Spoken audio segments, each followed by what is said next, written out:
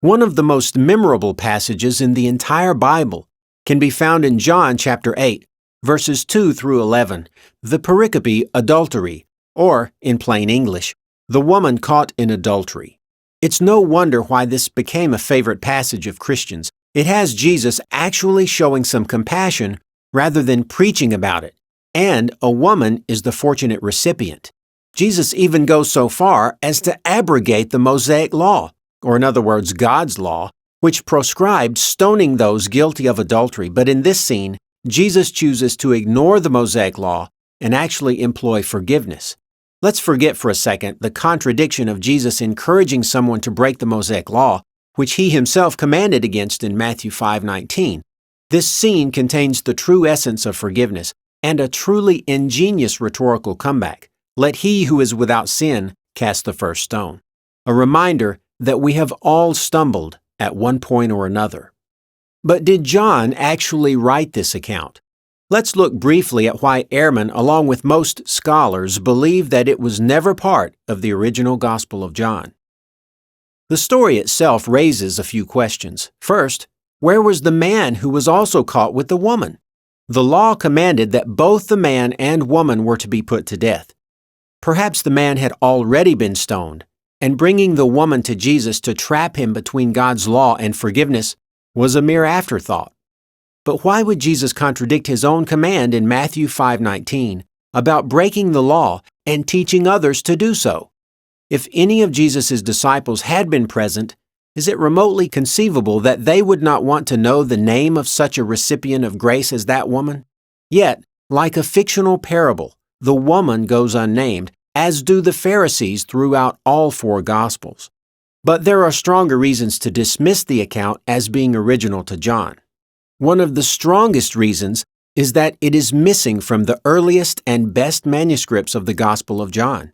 The widely acclaimed biblical scholar Bruce Metzger, in his 1971 book, had this to say: "The evidence for the non-Johannine origin of the pericope of the adulteress is overwhelming. It is absent from such early and diverse manuscripts as Papyrus 66 and 75, Aleph BLNTWXY DQY 0141 0211 22, etc.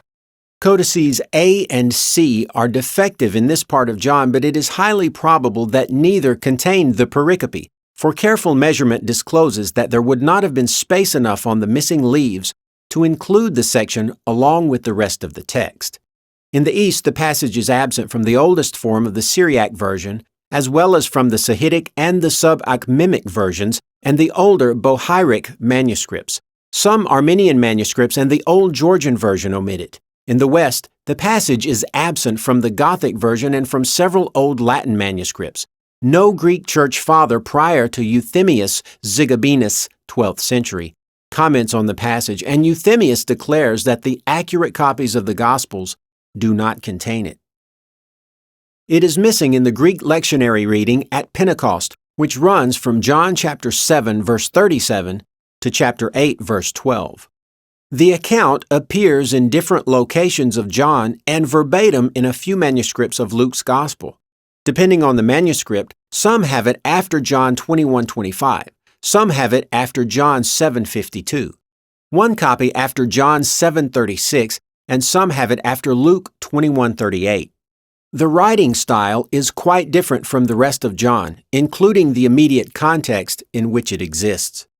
Many words and phrases found in the passage are not to be found elsewhere in the Gospel, such as presbyteros, synedeses, and katalepo, all three showing up in just one verse, chapter 8, verse 9. And another huge piece of evidence, the passage is not quoted by any church father until around the time of St. Augustine, a full 370 years after the death of Jesus. A veritable who's who of church fathers from all over the Mediterranean and abroad for almost 4 centuries remain silent on this passage, while quoting freely and even providing a verse-by-verse commentary on many passages from the Gospel of John, including the surrounding verses of the passage in question. But just because none of the church fathers even mentioned this passage doesn't mean they weren't aware of it, right? Though the mere silence of ecclesiastical writers is no proof that they were unacquainted with a particular section, yet that silence becomes significant when they wrote expressly on the subject to which it relates, and when they wrote in such a way as to show that they could hardly by possibility have been acquainted with it.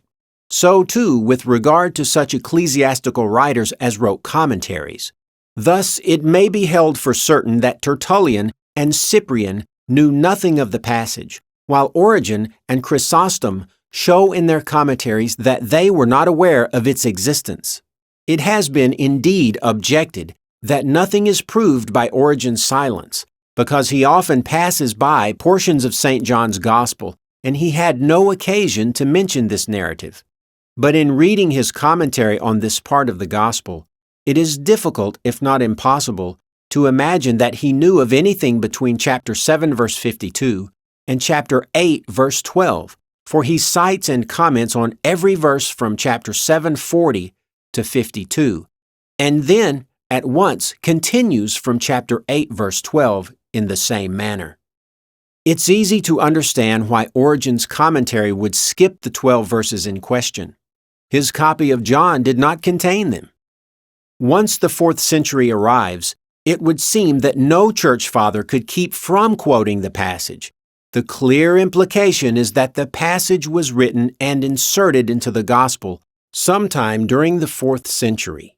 But what about the scholars who actually translated the various Bible versions? Wouldn't they have known of this problem passage? Yes. That the story of the adulteress is not genuine to the original Gospel of John is also noted in the footnotes of many Bible translations, such as the following. That the passage was not part of the original Gospel is simply not in dispute.